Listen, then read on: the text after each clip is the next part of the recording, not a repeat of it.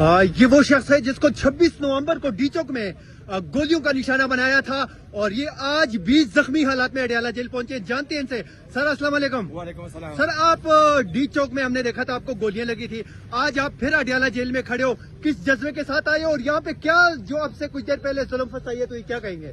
जब हमारी जान जेल में है, हमारी उम्मत मुसलमान का लीडर जेल में है, हमें 100 गोलियां भी लगे, हम गिर कर फिर भी खड़े होंगे, आएंगे इमरान खान की रिहाई के लिए, जान भी देंगे तब तक जब तक सांस है, हम हारेंगे नहीं।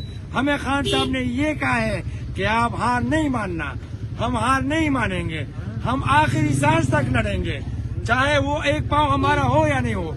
मेरा एक भी ऑपरेशन बाकी है और अब भी इंशाल्लाह मुकाबला करूंगा।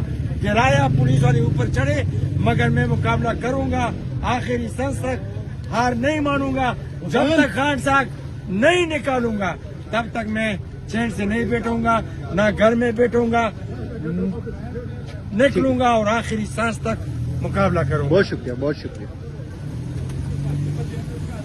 मुझे